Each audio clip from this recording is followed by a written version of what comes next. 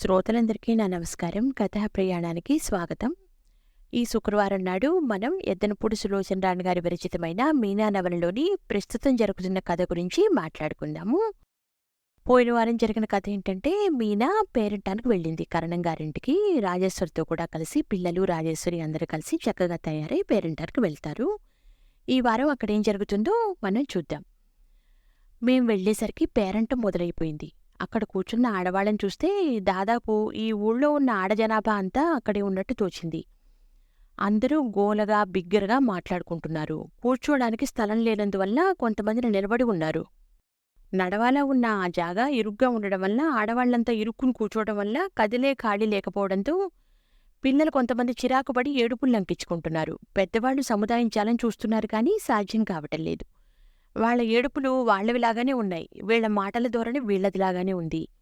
గర్భవతైన కథంగారి అమ్మాయి కొత్త చీర కట్టుకుని తలనిండా పూలు పెట్టుకుని ఒంటినిండా మోయలేకుండా ఉందా అనిపించేటన్ని రాళ్లనగలు పెట్టుకుని దగదగ కాంతులిన్నుతూ కుర్చీలో కూర్చుని ఉంది. ముగ్గురు వయసు మళ్లిన ముత్తైదువులు హారతి పళ్ళెం పట్టుకుని ఆవిడకెదురుగా నిలబడ్డారు. ఆ ముగ్గురిలో సన్నగా బక్కపలసగా పేదరాల్లా సాదా చీర కట్టుకుని ఉన్న ఒక ఆవిడ మంగళహారతి కాబోలు పాట ఎత్తుకుంది. ఆవిడ పాట వినిపించగానే ఒకే ఒక నిమిషం సూది కింద పడినా వినిపించేటంత నిశ్శబ్దమైంది. అంతే, మరో 2 నిమిషాల్లో మళ్లీ మాటలు, కబుర్లు, పలకరింపులు, పిల్లల ఏడుపులు, సముదాయింపులు ప్రారంభమైనాయి. అంతవరకు ఆవిడని పాట పాడమని కోరి పాడితేగాని వీల్లేదని బలవంతం చేసిన వాళ్ళెవరూ ఆవిడ పాటని వినడం లేదు అని నేను గమనించాను. అదే నాలాంటిదైతే చురచురా చూసి ముఖం మార్చుకుని ముక్కుమీది కోపం తెచ్చుకుని టక్కున పాట ఆపేసి ఉండేది. కాని ఆ పాట పాడే ఆవిడ మహా ఓపికమంతురాల్లా ఉంది. ఏదైనా పని మొదలుపెడితే దానిని చివరికంటా సాధించి నరంలా సాగే స్వభావం కలదేమో. ఎవరూ వినకపోయినా అందరూ వింటున్నంత శ్రద్ధగా కంఠం ఎత్తి తన మానాన తను పాడుకుంటూనే ఉంది. చోటులేక గుమ్మం దగ్గరే నిల్చుండిపోయిన మమ్మల్ని చూడగానే కన్నంగారి భార్య కాళ్ల కడియాలు, గొట్టెపు గొలుసులు కణకణలాడించుకుంటూ వచ్చి, అదేమిటే రాజు, పరాయి పిల్లలా అక్కడెక్కడో నిలబడిపోతావు, ఇంత మొహమాటం గల దానివి, రేపు పెళ్ళైతే ఎలాగే తల్లి, ఇలా రండి అంటూ మమ్మల్ని తన వెంట తీసుకెళ్లి కుర్చీ దగ్గరగా కూర్చుని ఉన్న 2 ఆడపిల్లల్ని భుజం తట్టి, మీరు కాస్త అటు సర్దుకోండి కోడలి పిల్లలు అంటూ వాళ్ళని లేపి మమ్మల్ని కూర్చోబెట్టింది. పేరంటానికి వచ్చిన వాళ్లలో చాలామంది కళ్ళు నా మీదనే కేంద్రీకృతమై ఉన్నట్టు నేను కనిపెట్టకపోలేదు. కానీ అదేం గమనించిన ముగ్ధరారా రాజేశ్వరితో మాట్లాడటం ప్రారంభించాను. ఒక పిల్ల మా కాళ్లకి పసుపు రాసింది. మరో అమ్మాయి నుదుట పొట్టు పెట్టి కంఠానికి గంధం పూసింది. ఒక వయసులో ఉన్నావిడ అదేదో ఘాటు వాసన గల సెంటు గలిసిన పన్నీరు జోరుగా మమ్మీ చిలకరించింది. ఎవరో రాజేశ్వరిని పాట పాడమని కేకపెట్టారు. ఇంకో 2 పనిపరిచారు. రాజేశ్వరి మొహమాటంగా, అయిష్టంగా, అభ్యంతరంగా తల ఊపింది. పాడవే రాజు, ఏమిటి మరీ బతిమలాడించుకుంటున్నావు, కన్నంగారి భార్య ఆజ్ఞాపించింది. వచ్చా నీకు అన్నాను రాజేశ్వరి వైపు చూస్తూ. అంత బాగా రాదు, నసికింది రాజు. చివరికి అందరూ పట్టుపడితే తప్పనిసరిగా రాజు గొంతు సవరించుకుంది. నాకు దానిమీద భలే జాలి వేసింది. పాపం చిట్టి గంగిగోవు లాంటి మనిషి కదా, 4 కలిసి ఏ పని చేయమన్నా చేసేస్తుంది. కాదనే సాహసం దానికి లేనేలేదు. ఇప్పుడు వీళ్లంతా పాడమన్నారు కదా అని వచ్చినా రాకపోయినా ఏదో పాడాలనిపించుకుంటుందే తప్ప మానదు. ఇలాంటి గంగిగోవుల్లాంటి వాళ్ళకి జీవితంలో ఎంత కష్టమో.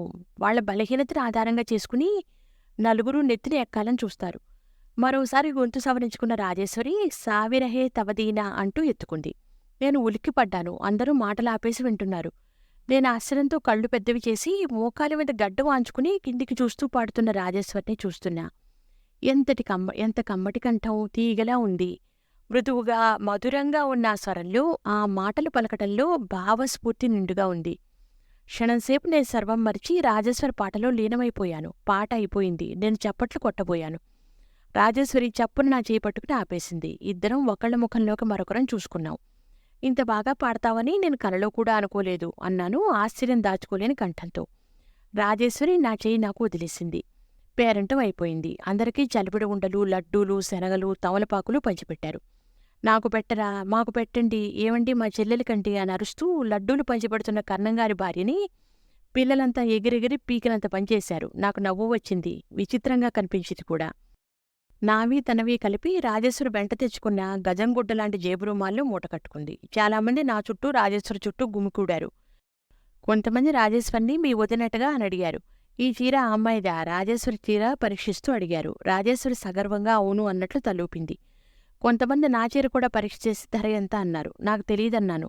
నిజంగానే నాకు తెలియదు, చాలా ఉంటుంది అనుకున్నారు.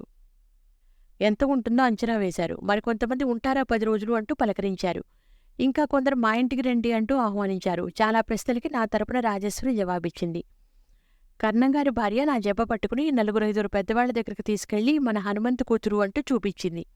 నా మనసు పురివిప్పిన నెమల్లా అయింది. ఇన్ని సంవత్సరాలకి మొట్టమొదటిసారిగా నాకెంతో ప్రియమైన మా నాన్నగారి కూతురుగా నేను నలుగురిలోనూ చెప్పుకోబడ్డాను, గుర్తించబడ్డాను. నాకు చాలా ఆనందం వేసింది. తీరని కోరికేమో అని భయపడ్డ నాకు ఆ కోరిక తీరింది. చాలాసేపయింది. పేరంటానికి వచ్చిన వాళ్లలో చాలామంది వెళ్ళిపోయారు. రాజేశ్వరి నేను వచ్చేస్తుంటే కర్ణంగారి భార్య రాజును వెనక్కి పిలిచి ఇంకా కొన్ని లడ్డూలు, చలిమిడి ఉండలు, అరటిపళ్ళు ఇచ్చి కృష్ణుడికి పెట్టవే రాజు, వాడి మధ్య ఆ తోట హడావుల్లో పడి మరీ బొత్తిగా మా ఇంటికి రావడం మానేశాడు. అమ్మమ్మకి కోపం వచ్చింది అని చెప్పు అంది. రాజేశ్వరి అవి కూడా మూట కట్టుకుని అలాగే అన్నట్టు తలూపింది. వెళ్లే లోపల ఈ అమ్మాయి నువ్వు ఒకసారి మా ఇంటికి భోజనానికి రండి, నేను మళ్ళీ కబురు చేస్తాలే అంది. రాజేశ్వరి మళ్లీ తలూపింది. ఆవిడ వీధి వాకిలి వరకు వచ్చి మమ్మల్ని సాగనంపింది. మేమింటికి వస్తుండగా దోవలో 2-3 వాళ్ల ఇళ్లకి రమ్మని పిలిచారు. రాజేశ్వరి ఆగకుండానే నడకని మరింత వేగం చేస్తూ ఇప్పుడు కాదు రేపు వస్తామని నమ్రతగా మర్యాదగా జవాబిచ్చింది.